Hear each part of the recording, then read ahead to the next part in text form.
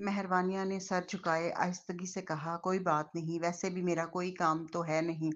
चंद दिन ऐसे ही छुट्टी समझकर गुजार लूंगी, फिर वापस चली जाऊंगी।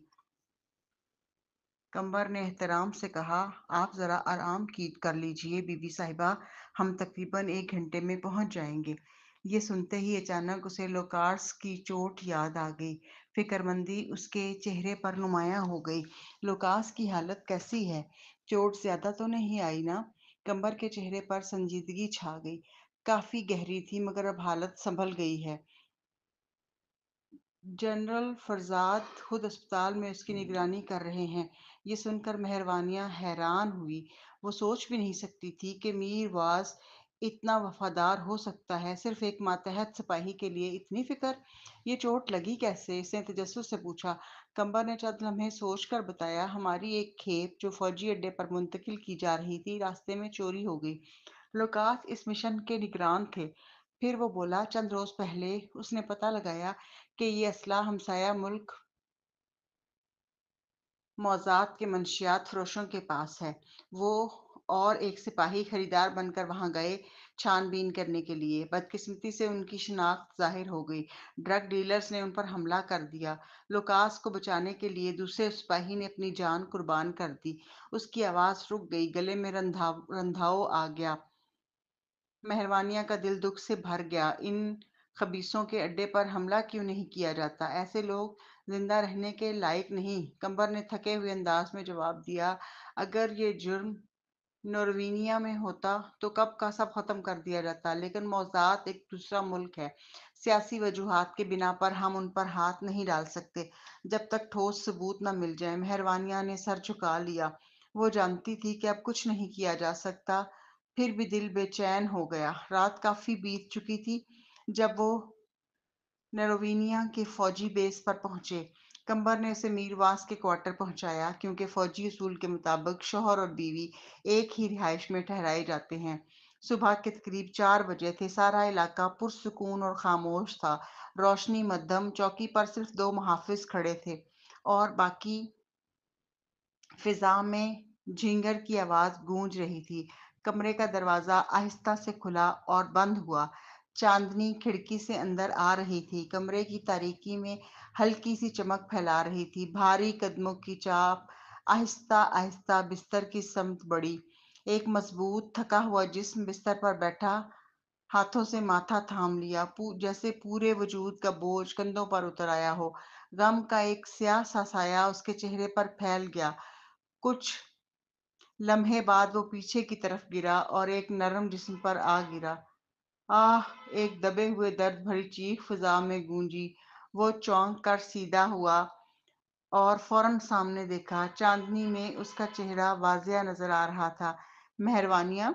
वो भी घबरा कर उठ बैठी, पेट पर हाथ रखा और उसकी तरफ देखने लगी। दोनों कुछ देर के लिए साकत रह गए।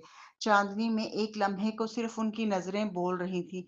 मेहरबानिया ने नजरें झुकाई। ये यहाँ कैसे आ गए? क्या ये तो फ़ोनिशिया में नहीं थे? ख़यालात का हुजूम उसके ज़हन में छा गया। उसने लब खोलने चाहे, मगर अल्फ़ाज़ न मिले। मीरवास ने ख़ामोशी तोड़ी। तुम यहाँ क्या कर रही हो? कहीं मैंने तुम्हें चोट तो नहीं पहुँचाई? मेहरबानिया ने फ़ौरन कहा, नहीं, मैं गाड़ी की पिछली सीट पर सो गई थी। कंबर को पता नहीं चला और वो सीधा मुझे यहाँ ले आया। मीरवास के होंठों पर हल्की सी थकी हुई मुस्कुराहट उभरी। अगर तुम्हें जल्दी वापस जाने की जरूरत नहीं तो चंद दिन यहाँ रुक जाओ। मैं कुछ मसरूफ रहूंगा। तलाक के कागजात पर दस्तखत बाद में हो जाएंगे। इसके लहजे में पहली बार सुकून, अपनाइयत और नरमी शामिल थी।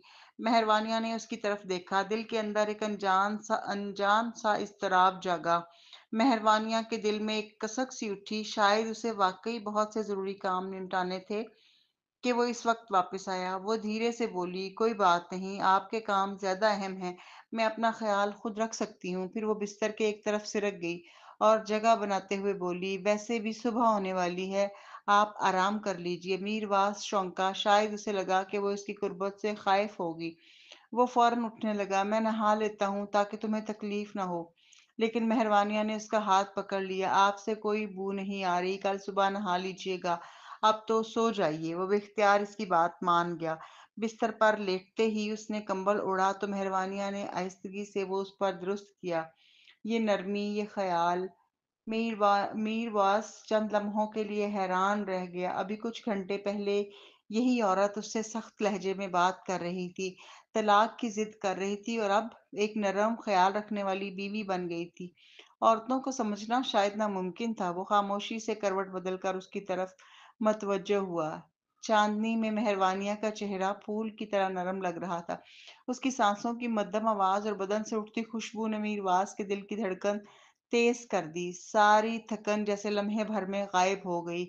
صبح سورج کی پہلی کرن ابھی نکلی بھی نہ تھی کہ میرواس کی آنکھ کھل گئی اور اس نے خود کو ایک عجیب حالت میں پایا۔ مہروانیہ اس کے بازو پر سوئی ہوئی تھی، آدھا جسم اس کے اوپر تھا، اس کا نرم بدن، اس کی ٹانگ اس کے پیٹ پر، اور ایک انجان لمس جس نے اس کے سارے وجود کو جلتا ہوا محسوس کرایا۔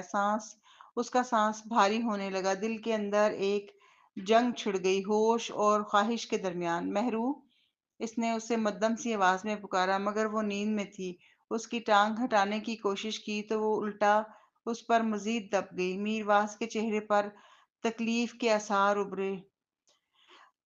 اس نے سانس کھینچی اور بمشکل خود کو قابو میں رکھا۔ اگلے ہی لمحے اس نے بے اختیاری میں کروٹ بدلی اور مہروانیہ اس کے نیچے آ گئی۔ وہ گھبرا کر جاگی۔ چاندنی میں اس نے اس کا چہرہ دیکھا، وہ چہرہ جو اتنا قریب کبھی نہیں آیا تھا۔ میرواس کی نگاہوں میں ایک تیز جلتی ہوئی شدت تھی۔ مہروانیہ کے دل کی دھڑکن رک سی گئی، سانس پھول گیا، الفاظ لبوں تک آئے مگر نکل نہ سکے۔ آپ کیا کر رہے ہیں؟ اس نے لرزتی آواز میں پوچھا۔ میرواز نے خود کو روکنے کی کوشش کرتے ہوئے بمشکل کہا، تم سوتے میں بار بار مجھ سے لپٹ رہی تھی، میں بس تمہاری پوزیشن ٹھیک کر رہا تھا۔ اس کی آواز بھاری اور بھٹکی ہوئی تھی۔ مہروانیہ کا چہرہ سرخ ہو گیا۔ میں معذرت چاہتی ہوں، مجھے علم نہیں تھا کہ میں ایسا کر رہی ہوں۔ میرواز نے گہری سانس لی، اپنے ضبط کو جمع کیا اور فوراً اٹھ کر باتھ روم کی طرف چلا گیا۔ دروازہ بند ہوتے ہی پانی کے بہنے کی آواز گونجی۔ مہروانیہ وہیں بیٹھی رہی، آنکھیں خلا میں ٹکی ہوئی، دماغ میں خیالات کا طوفان۔ کیا یہ صرف ایک فطری رد عمل تھا یا اس کے اندر کہیں محبت کی چنگاری ابھی باقی تھی؟ اس کی آنکھوں کے سامنے میرواس کی وہ نگاہ اب بھی گھوم رہی تھی، ایسی نظر جیسے وہ اسے مکمل طور پر اپنی باہوں میں قید کر لینا چاہتا ہو۔ اس کے دل میں عجیب سا اضطراب اور بے نام سا احساس جاگا جو وہ خود بھی سمجھ نہ پائی۔ آدھا گھنٹہ گزرا تو باتھ روم کا دروازہ کھلا۔ مہروانیہ جو بستر کے کنارے بیٹھی تھی، اس نے چونک کر دروازے کی طرف دیکھا۔ میرواس ہلکے بھیگے بالوں کے ساتھ باہر آیا۔ سفید قمیض اور ڈھیلی پتلون میں وہ پہلے سے زیادہ پرسکون لگ رہا تھا۔ اس کی نظریں ابھی بھی گرم اور نرم تھیں۔ مہروانیہ کے چہرے پر ہلکی سرخی دوڑ گئی۔ وہ فوراً اپنے پاس رکھی کپڑوں کی گٹھری اٹھا کر باتھ روم کی طرف بڑھی، مگر وہ چند قدم ہی چلی تھی کہ میرواس نے اس کا بازو پکڑ لیا۔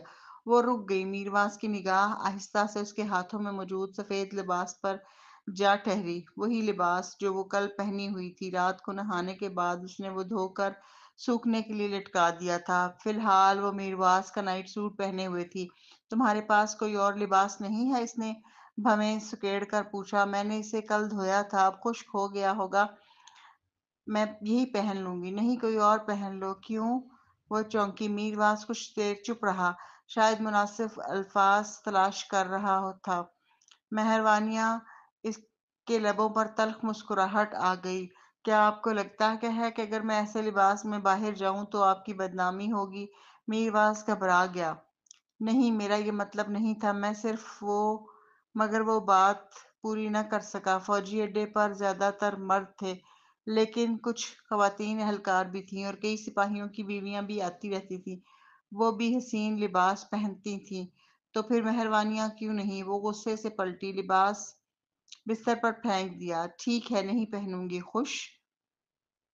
میرواس نے نرم لہجے میں کہا، میں کسی کو کہہ دیتا ہوں کہ تمہارے لیے کپڑے بھیج دے۔ مگر مہروانیہ نے نائٹ شرٹ کے کنارے گرہ لگا لی تاکہ وہ جسم پر درست بیٹھ جائے۔ پھر وہ موبائل اٹھا کر دروازے کی سمت بڑھ گئی۔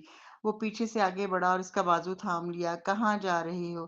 صبح کی سیر، ناشتہ، کچھ دیر گھومنے، کہیں بھی، بس یہاں آپ کے ساتھ نہیں رہنا چاہتی۔ اس کے جملے دو دھاری تلوار بن گئے، دونوں کو لگا۔ میرواس کا چہرہ بجھ گیا، دل کے اندر ایک چبھتی ہوئی خالی سی تکلیف ابھری۔ وہ آہستگی سے اس کا ہاتھ چھوڑ کر پیچھے ہٹ گیا۔ مہروانیاں ایک لمحہ ضائع کیے بغیر کمرے سے نکل گئی۔ وہ فوجی اڈے سے باہر نکلی اور مرکزی سڑک پر اتر کر بغیر کسی سمت کے چلنے لگی۔ چند منٹوں میں وہ ایک مصروف بازار پہنچ گئی۔ بازار میں شور تھا، گھریلو اشیاء، کپڑے، زیورات، لوگوں کی بولیاں، دکانداروں کی آوازیں، سب کچھ زندگی سے بھرپور لگ رہا تھا۔ مہروانیہ نے موبائل نکالا اور چلتے چلتے تصویریں کھینچنے لگی۔ پھر ایک چھوٹی سی بوتیک میں داخل ہو کر اس نے مقامی انداز کے کپڑے خریدے اور وہیں بدل لیے۔ پوری صبح وہ بازار میں گھومتی رہی، کئی تصویریں کھینچی، مقامی فن کے چند ٹکڑے بھی خرید لیے۔ ایک چھوٹے سے اسٹال پر جب اس کی نظر نازک اور خوبصورت زیورات پر پڑی تو وہ ٹھٹک گئی۔ میز پر رکھے نکلی ہیرے کی انگوٹھیوں کا ایک جوڑا اس کی آنکھوں کو بھا گیا۔ بے اختیار اس نے ایک انگوٹھی اٹھائی اور اپنی انگلی میں پہن لی۔ دھوپ میں چمکتی وہ انگوٹھی شاید سچی نہ تھی مگر حسین ضرور تھی۔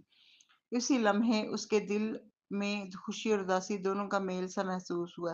ایک ہلکی سی چبھن، جیسے کچھ کھو رہا ہو یا شاید کبھی پایا ہی نہ ہو۔ دکان مسکراتے ہوئے بولا، بی بی یہ جوڑا ہے، ایک مردوں کے لیے ایک عورتوں کے لیے، بس $20 میں دونوں مل جائیں گے، خرید لیں۔ مہروانیہ نے تلخی بھری مسکراہٹ کے ساتھ انگوٹھی اتاری اور آہستہ سے واپس رکھ دی۔ نہیں شکریہ، ابھی ضرورت نہیں۔ دکاندار اب بھی پرجوش تھا۔ 15 دے دو بی بی، اور مت سوچو، بہت خوبصورت لگ رہی تھی تم پر۔ مہروانیہ نے نرمی سے مسکرا کر کہا، میں سوچ لوں گی، اور آگے بڑھ گئی، دل میں ایک ادھوری سی چپ لیے۔ مہروانیہ نے نفی میں سر ہلایا اور مڑ کر جانے لگی۔ ارے بی بی، $10 میں لے لو، دکاندار نے پکارا، میں کوئی منافع نہیں رکھ رہا، اتنا بھی نہیں کہ تمہیں یہ گوارا نہیں۔ مہروانیہ نے انگلی کے اس حصے کو زور سے رگڑا جہاں انگوٹھی ابھی تک تھی۔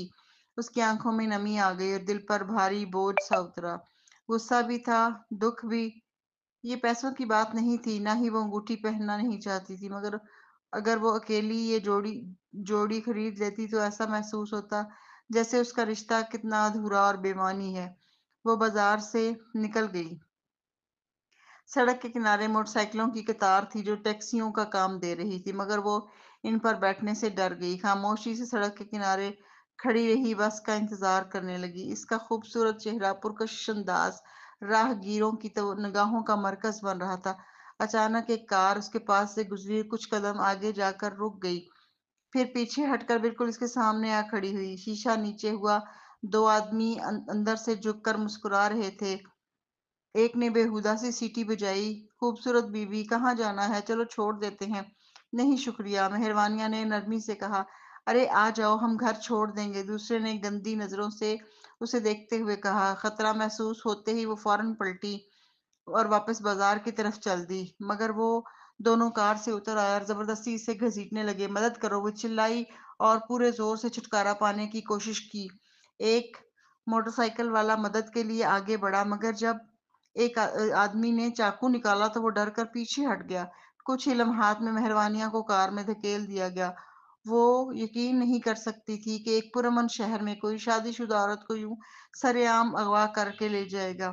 کار میں اس نے کافی دیر تک مزاحمت کی، مگر آخر کار وہ اسے قابو میں کر گئے اور موبائل چھین لیا۔ جیسے ہی گاڑی جنگل کے راستے میں مڑی، اس نے خود کو پرسکون رکھنے کی کوشش کی، شاید کوئی موقع مل جائے بچ جانے کا۔ گاڑی کافی دیر تک ابھری کھابڑی راہوں میں گزرتی رہی، پھر اچانک سڑک کھلی اور ایک بڑا سا سائن ابھر آیا، موزات بارڈر۔ مہروانیہ کے رونگٹے کھڑے ہو گئے۔ یہ تو وہی ملک تھا جہاں منشیات کے گروہ چھپے ہوئے تھے، انہی کے بارے میں تو کل رات قمبر نے بتایا تھا۔ اسے یقین ہو گیا یہ اغوا باز ڈیلرز ہی ہیں جو قانون کے دائرے سے باہر اپنی دنیا چلاتے ہیں۔ گاڑی ایک جنگل کے اندر گھس گئی جہاں بڑی اونچی باڑ لگی تھی۔ چاروں طرف بندوق بردار گھوم رہے تھے۔ باڑ کے اندر پھول نہیں، پھکی کے پودے اگ رہے تھے، کھلے عام۔ گاڑی ایک لکڑی کے بڑے مکان کے سامنے رکی۔ ایک گزیبو میں 4 آدمی بیٹھے تھے۔ مہروانیہ کو زبردستی باہر نکالا گیا۔ باس، ان میں سے ایک نے خوشی سے کہا۔ واپسی پہ یہ راستے میں خوبصورت خاتون ملی، سوچا آپ کے ذوق کی چیز ہے، لے آیا ہوں۔ اس نے مہروانیہ کو بے دردی سے سامنے پھینک دیا۔ اس کا سانس اٹک رہا تھا، دل کی دھڑکن تیز اور قدم کمزور ہو گئے تھے۔ اس نے حوصلہ جمع کیا اور سیدھی کھڑی ہوئی۔ سامنے 4 آدمی بیٹھے تھے، درمیان میں ایک گنجا شخص جس کے سر سے لے کر گردن تک ٹیٹو پھیلے تھے۔ اس کا چہرہ وحشت ناک اور نفرت انگیز تھا۔ باقی 3 کے چہرے بھی سخت اور سنگ دل تھے۔ میز پر سفید پاؤڈر کے بیگ اور جانچنے کے اوزار رکھے تھے۔ مہروانیہ نے گہری سانس لی، گھبراہٹ کے باوجود خود کو قابو میں رکھنے کی کوشش کی۔ گنجے آدمی نے اسے کچھ لمحات تک اسے گھورا، پھر مسکرایا، ایسی مسکراہٹ جو زہر سے بھی زیادہ گندی تھی۔ کیا خیال ہے باس؟ ساتھی نے پوچھا۔ باس نے اطمینان سے سر ہلایا۔ کہاں سے ملی یہ خوبصورت چیز؟ اس کی نگاہ میں ایسی حوصلہ شکن درندگی تھی کہ مہروانیہ کا وجود سہم گیا اور اسی پل اسے احساس ہوا کہ واقعی وہ نرک میں پہنچ چکی ہے۔ ناروینیا، مہروانیہ نے ہچکچاتے ہوئے جواب دیا۔ اوہ کمبخت، مجھے یہ عورت پسند آئی ہے۔ گنجا آدمی مک کھڑا ہو گیا اور لپک کر اس کی طرف بڑھا، لیکن اس کے اٹھنے سے پہلے ہی ایک مضبوط ہاتھ اس کے کندھے پر آ رکھا۔ مک، مجھے یہ عورت پسند آئی ہے، کیوں نہ اسے مجھے دے دو؟ مہروانیہ نے چونک کر نگاہ اٹھائی اور ایک لمحے کو ساکت رہ گئی۔ سامنے کھڑا شخص غیر معمولی پرکشش تھا، قد میں بلند، چہرے کے نقوش تراشے ہوئے جیسے پتھر پر کندہ ہوں۔ کالی شرٹ اور جنگی پتلون میں اس کا سراپا عجیب سا اعتماد جھلکا رہا تھا۔ وہ کچھ حد تک میرواز جیسا لگ رہا تھا۔ لیام، تم تو نامرد مشہور ہو، مک نے ہنستے ہوئے کہا۔ تمہارے ارد گرد عورتوں کی کمی نہیں، لیکن تمہیں کبھی کسی میں دلچسپی نہیں ہوئی۔ اب اچانک یہ کون سی خاص شے نظر آ گئی تمہیں؟ لیام نے دھیرے سے مسکراہٹ دی۔ میں بالکل ٹھیک ہوں، میں ابھی تک کوئی عورت ایسی ملی ہی نہیں جس نے مجھے واقعی متاثر کیا ہو۔ مک نے ہنس کر اس کے کندھے پر تھپکی دی۔ اچھا تو ٹھیک ہے، میں اس کے ساتھ تھوڑا وقت گزار لوں، پھر تم لے جانا۔ لیکن لیام فوراً سیدھا کھڑا ہوا، اس کے چہرے میں سنجیدگی تھی۔ میں نے آج تک تم سے کچھ نہیں مانگا مک، میں یہ عورت چاہتا ہوں ابھی، مجھ سے انتظار نہیں ہوتا۔ اس کی یہ ضد غیر معمولی تھی کیونکہ لیام کبھی ایسے بات نہیں کرتا تھا۔ سب حیران تھے۔ مک نے ایک لمبی سانس لی اور مہروانیہ کو غور سے دیکھا۔ ایسی عورت کون نہیں چاہے گا؟ ٹھیک ہے، لے جاؤ، لیکن بعد میں واپس کر دینا۔ لیام نے میز پر رکھی سگریٹ اٹھائی، ایک گہرا کش لیا اور مہروانیہ کی کلائی پکڑ کر اسے زبردستی ایک کمرے کی طرف گھسیٹ لیا۔ کمرے میں داخل ہوتے ہی اس نے دروازہ بند کیا۔ مہروانیہ خوف سے کپکپا اٹھی، آنکھوں میں آنسو بھر آئے۔ خدا را، مجھے جانے دو، میں تمہیں پیسے دے سکتی ہوں، بس مجھے جانے دو۔ لیام نے سگریٹ جلا کر شیلف سے ٹیک لگا لی۔ روشنی میں اس کا چہرہ نیم واضح ہوا، سخت مگر خوبصورت۔ اس نے گہری سانس لے کر کہا، آوازیں نکالو۔ کیا؟ وہ ہکا بکا رہ گئی۔ چیخو، رو، سسکو، ایسا لگے جیسے میں تم پر ظلم کر رہا ہوں، سمجھی؟ مہروانیہ کی آنکھیں پھیل گئیں۔ اسے سمجھ آ گیا کہ وہ کیا چاہتا ہے۔ وہ اس کی حفاظت کر رہا تھا۔ مجھے نہیں آتا، میں نہیں جانتی کیسے، اس نے روحان سی آواز میں کہا۔ لیام نے سگریٹ نیچے پھینک کر بوٹ سے کچل دی، ہلکے طنز کے ساتھ بولا، واقعی نہیں آتا؟ کیا وہ شخص اتنا برا عاشق تھا؟ کیا مطلب؟ اس نے اچانک لرزتی آواز میں پوچھا۔ اچانک لیام اس کے قریب آیا، ایک ہی پل میں اس نے اسے باہوں میں جکڑ لیا۔ اس کے سینے سے ٹکراتے ہی مہروانیہ کے ہاتھ کانپنے لگے۔ نہیں پلیز، ایسا مت کرو، وہ سسک اٹھی، مگر اس نے کوئی برا فعل نہیں کیا، بس اس کے کان کے قریب جھک کر مدھم کہا، بس یہیں رک جاؤ، روتی رہو، آوازیں نکالتی رہو، باہر والے یہی سمجھیں گے کہ میں تمہیں استعمال کر رہا ہوں۔ اب وہ سمجھ چکی تھی۔ اس کے اندر کے خوف نے جگہ دی ایک شکر گزار خاموشی کو۔ وہ تھوڑا پیچھے ہٹی مگر اس کی ہدایات پر عمل کرتی رہی، سسکیاں، کمزور چیخیں، تاکہ باہر بیٹھے درندے مطمئن رہیں۔ کچھ دیر بعد اس نے دھیمی آواز سے پوچھا، تم کہاں سے آئی ہو؟ میرے شوہر، وہ ناروینین فوج میں ہیں، میں بازار میں گھومنے گئی تھی اور مجھے اغوا کر لیا گیا۔ لیام نے تلخی سے ہنسا، واہ قسمت، اتنی عورتوں میں سے تم ہی کیوں؟ مہروانیہ کے جسم میں کپکپی دوڑ گئی۔ اس نے آنسو صاف کیے اور ہمت کر کے پوچھا، کیا تم مجھے جانتے ہو؟ لیام نے ایک پل سے غور سے دیکھا، پھر آہستہ سے بولا، گولو، گولو ہے نا؟ اس کے لہجے میں پہچان کی ایک مدھم سی جھلک تھی جس نے مہروانیہ کو اور بھی حیران کر دیا۔ مہروانیہ بالکل گمسم رہ گئی۔ لیام کے چہرے پر سنجیدگی اتر آئی۔ اس نے ہلکی مسکراہٹ کے ساتھ کہا، کیا پہچان نہیں پا رہی کیونکہ میں اب پہلے سے بھی زیادہ خوبصورت ہو گیا ہوں؟ اس کا دل زور سے دھڑکا وہ گھبرا کر نفی میں سر ہلانے لگی۔ لیام نے ایک جھٹکے میں اس کے گول گالوں کو چٹکی میں لے لیا۔ میرا نام لیام ہے۔ مہروانیہ نے دوبارہ نفی میں سر ہلایا۔ وہ آہ بھرتے ہوئے سیدھا بیٹھ گیا۔ اس کے بالوں پر ہاتھ پھیرتے ہوئے نرم لہجے میں بولا، ڈرو مت، جب میں تمہارے ساتھ ہوں تمہیں کچھ نہیں ہوگا۔ کیا ہم ایک دوسرے کو جانتے ہیں؟ مہروانیہ نے سوال کیا۔ وہ تلخ مسکراہٹ کے ساتھ بولا، اب تو اتنا بھی برا ہو گیا کہ تمہیں میرا چہرہ یاد نہیں، نام بھی بھول گئی، تم واقعی بڑی سنگ دل ہو۔ مہروانیہ اچانک سنبھل کر سیدھی ہو کر بیٹھی، آنکھوں میں آنسو تھے اور منظر دھندلا۔ میری یادداشت 3 سال پہلے ختم ہو گئی تھی۔ کیا تم مجھے جانتے ہو؟ براہ کرم بتاؤ میں کون ہوں؟ لیام نے غور سے اسے دیکھا۔ اس کے چہرے پر سچی الجھن اور خوف تھا۔ وہ جان گیا کہ وہ واقعی کچھ نہیں جانتی۔ کیا تم برگزی نہیں ہو؟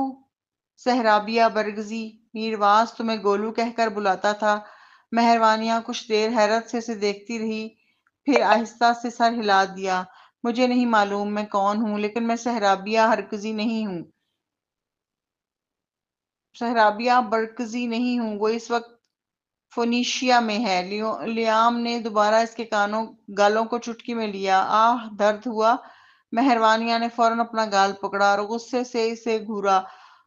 تو تم گولو نہیں ہو؟ اس نے سنجیدگی سے پوچھا۔ نہیں، پھر بھی تم اس جیسی لگتی ہو، چہرہ ناک سب کچھ ویسا ہی ہے، بس تھوڑی دبلی ہو گئی ہو۔ مہروانیہ نے آہ بھری۔ کئی لوگ کہہ چکے ہیں کہ میں اس جیسی لگتی ہوں جب وہ کم عمر تھی۔ لیام نے لب بھینچ لیے اور کافی دیر تک اسے خاموشی سے دیکھتا رہا، پھر نرم آواز میں پوچھا، کیا تمہاری شادی میرواس فرزاد سے ہوئی ہے؟ ہاں، اس نے سر ہلایا۔ تو تم یقیناً گولو ہی ہو۔ وہ بستر سے اٹھا اور سگریٹ سلگاتے ہوئے بولا، میرواس کسی اور سے شادی کر ہی نہیں سکتا، صرف گولو سے۔ مہروانیہ کے ذہن میں اس کا نام گونجنے لگا۔ تم لیام فرزاد ہو؟ لیام نے کوئی جواب نہیں دیا، چہرہ سنجیدہ تھا۔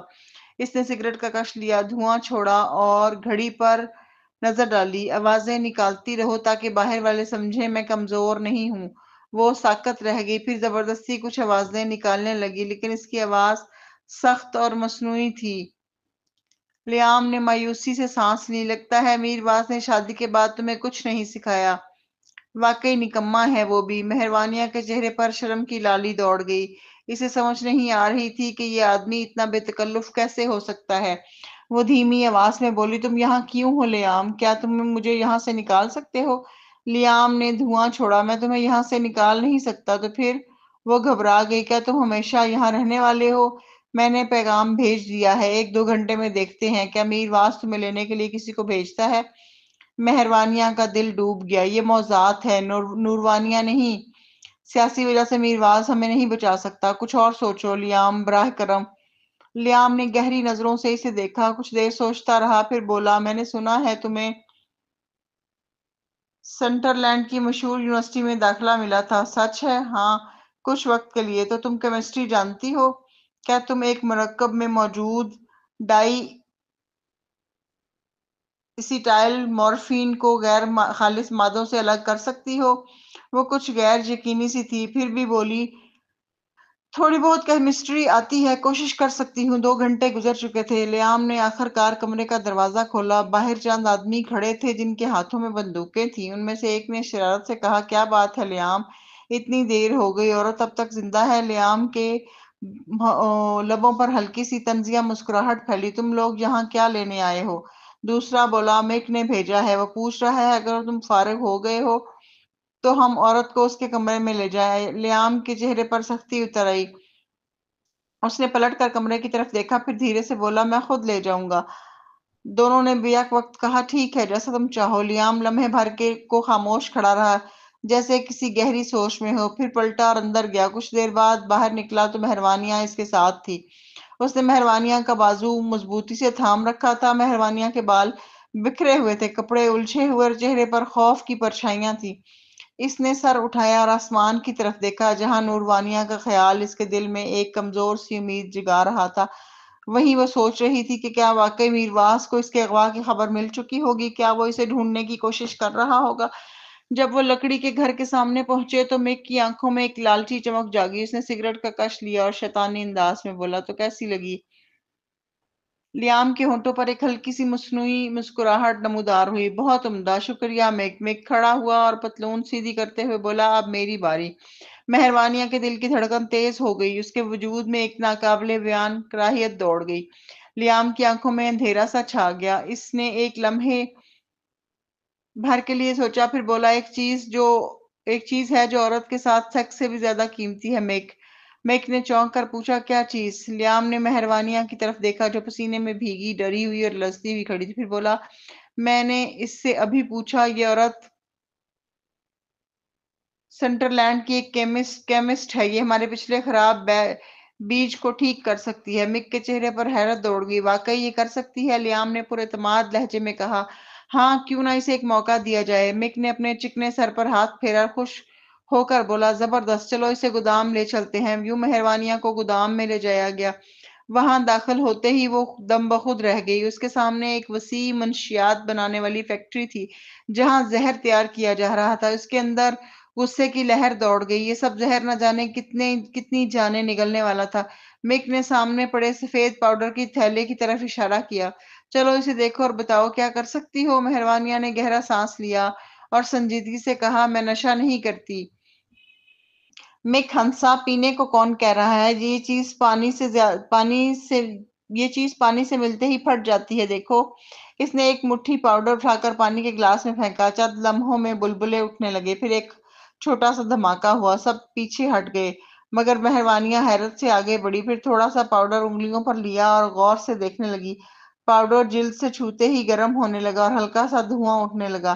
یہ خطرناک مگر عجیب حد تک دلچسپ کیمیائی رد عمل تھا. وہ سب کچھ بھول گئی کہ وہ کہاں ہے، کس کے نرغے میں ہے اور ہاتھ میں کیا زہریلا مادہ ہے. وہ بس اس تجربے میں کھو گئی. اس نے بار بار پاؤڈر رگڑا. جلن بڑی، انگلیوں کی پوریں سخت ہو گئیں. اگر کوئی اسے سانس میں لے لے تو فوراً مر جائے گا، اس نے خود سے کہا. پھر اچانک بولی، یہ مواد کتنا ہے؟ میک نے فخر سے کہا، 2 ٹن. مہروانیہ کا خون کھول اٹھا. اسے ان لوگوں سے شدید نفرت محسوس ہوئی. مجھے خوردبین دو، اس نے ٹھوس لہجے میں کہا. فوراً خوردبین لائے گی اور مہروانیہ نے تجزیہ شروع کیا. اس کی آنکھوں میں خوف کے بجائے اب ایک سائنسدان کی چمک تھی. دھیان، تجسس اور مہارت. سب لوگ اسے حیرت سے دیکھ رہے تھے. ان میں سے ایک نے دھیرے سے کہا، یہ عورت تو واقعی پروفیشنل لگتی ہے. لیام کے دل میں شدید بے چینی تھی. اسے یقین نہیں تھا کہ مہروانیہ واقعی یہ سب کر پائے گی. آخر وہ لوگ 10 سال سے منشیات بنانے کے ماہر تھے. یہ مسئلہ حل نہیں کر سکے تھے. وہ صرف یہ چاہتا تھا کہ مہروانیہ جتنا ممکن ہو وقت ضائع کرے تاکہ شاید انہیں بچنے کا موقع مل جائے. مہروانیہ نے جھکے ہوئے انداز میں اپنی تحقیق جاری رکھی اور بولی، اس مرکب میں سوڈیم کے ساتھ ایک ایسا عنصر ہے جو روبیڈیم جیسا لگتا ہے، لیکن روبیڈیم اگر ہوا یا پانی کے رابطے میں آ جائے تو فوراً پھٹ جاتا ہے. یہ پہلا موقع ہے کہ میں نے ایسا غیر معمولی عنصر دیکھا ہے. مجھے تھوڑا وقت دو، میں سمجھنے کی کوشش کرتی ہوں. اس کی باتیں کسی کی سمجھ میں نہ آئیں. سب ایک دوسرے کی طرف دیکھنے لگے. چہروں پر شک اور طنز کے آثار تھے. مہروانیہ نے ان کی نظروں میں چھپے شک اور ہوس دونوں کو محسوس کیا. وہ جانتی تھی کہ اگر اس نے کچھ ثابت نہ کیا تو یہ لوگ اس کا یقین کبھی نہیں کریں گے. اس نے ایک چمچ بھر پاؤڈر لیا، ایک شیشی میں ڈالا، پھر ایک مخصوص کیمیکل ملایا اور شیشی کو آگ پر رکھا. اس کے ہاتھوں کی حرکات تیز، مضبوط اور تجربہ کار تھیں. پھر اس نے جب وہ مرکب پانی میں ڈالا، سب لوگ پیچھے ہٹ گئے. انہیں یقین تھا کہ ابھی دھماکہ ہوگا، لیکن حیرت انگیز طور پر کچھ بھی نہیں ہوا. سب کی آنکھیں حیرت سے پھیل گئیں. میک نے پرجوش ہو کر اپنے چمکتے سر پر ہاتھ پھیرا اور کہا اور کہا لگایا، کمال ہے، اسی لیے تو تم سنٹرلینڈ کی سائنسدان ہو. تم نے تو اسے فوراً ٹھیک کر دیا. مہروانیہ نے لیام کی طرف دیکھا. اس نے ہلکے سے سر ہلا کر اشارہ دیا کہ خاموش رہو. مہروانیہ نے نرمی سے کہا، میں نے صرف وہ حصہ ٹھیک کیا ہے جو پانی سے مل کر پھٹتا ہے، لیکن یہ مادہ اب بھی زہریلا ہے. اگر کوئی اسے سانس میں لے لے تو وہ فوراً مر جائے. गंजा मिक आगे बढ़ा, उसने उसके गाल पर हाथ फेरा और वो एकदम से पीछे हट गई। आंखों में खौफ और चेहरे पर मुहतात खामोशी थी। मिक बोला, खूबसूरत लड़की, अगर तुम मेरे लिए ये पूरा 2 टन माल ठीक कर दो तो मैं तुम्हें आजाद कर दूंगा, बल्कि तुम्हें इनाम भी दूंगा, और अगर तुम चाहो तो हमारे साथ शामिल भी हो सकती हो। मेहरबानिया ने एक जबरदस्ती की मुस्कुराहट लबों पर लाते हुए कहा, शुक्रिया, लेकिन वो बखूबी जानती थी कि मंशियात फरोशों के वादों पर एतबार करना बेवकूफी है। अचानक बाहर से गोलियों की आवाजें आई। मेहरबानियां चौंक उठी, दिल जोर से धड़कने लगा। सब लोग अलर्ट हो गए और हथियार उठाकर बाहर भागे। लियाम ने फौरन अपना पिस्तौल उसे थमाया और धीमी मगर सख्त आवाज में कहा, जो भी तुम्हें नुकसान पहुंचाने की कोशिश करे बगैर झिझक गोली मार देना, समझी? मेहरबानियां की सांस तेज होगी। वो बेख्तियार बोली, क्या मीरवास मुझे लेने आया है? क्या नूरवानिया की फौज जहां पहुंच चुकी है? लियाम ने तेजी से इसे बाहर खींचा। मुमकिन है वो खुद आया हो, लेकिन ये फौज नहीं है। मेहरबानियां के चेहरे का रंग उड़ गया। क्या वो अकेला आया है? क्या वो अपनी जान खतरे में डाल रहा है? वो बाहर निकलकर वो देखने लगी। हर तरफ धुआं फैला हुआ था, गोलियां चल रही थीं और लोग चीख रहे थे। मिक अपने साथियों के साथ मोर्चे संभाल चुका था। एक शख्स मशीन गन लिए लियाम के पास आया। तुम्हारा हथियार कहाँ है लियाम? लियाम ने संजीदगी से पूछा। ये लोग कौन है? इसने जवाब दिया, किराए के सिपाही। लियाम के होठों पर हल्की सी तल्ख मुस्कुराहट आई। यानी मीरवास ने फौज नहीं बल्कि किराए के जंगजू बुलाए हैं। वो हैरान था कि मीरवास मेहरबानियां के लिए कितनी हद तक जा सकता है। उसने मेहरबानियां का बाजू थामा और इसे और एक झोंपड़ी की तरफ खींच कर ले गया। अंदर जाकर बोला, खुद को महफूज रखो गोलू। वो इसका पुराना नाम इस्तेमाल कर गया। फिर उसने इसके सर पर हाथ रखा। दरवाजा बंद हो गया और वो बाहर निकल गया। अंधेरे में अलमारी के अंदर बैठी मेहरबानियां बाहर से आती गोलियों की आवाज सुन रही थी। हर धमाके के साथ उसके वजूद में लर्जा तारी हो जाता। वो पसीने में भीगी हुई थी, आंखों में आंसू थे और दिल मुस्तरब था। इसे यकीन नहीं आ रहा था कि समन के जमाने में वो ऐसी खौफनाक गोलियों की बुछाड़ में कैद है। वो लयाम के लिए परेशान थी, लेकिन इससे कहीं ज्यादा उसका दिल मीरवास के लिए धड़क रहा था। क्या वो बाहर है? क्या वो जिंदा है? क्या वो जानबूझकर अपनी जान खतरे में डालकर बैठा है? बाहर गोलियों की थरथराहट रात भर जारी रही।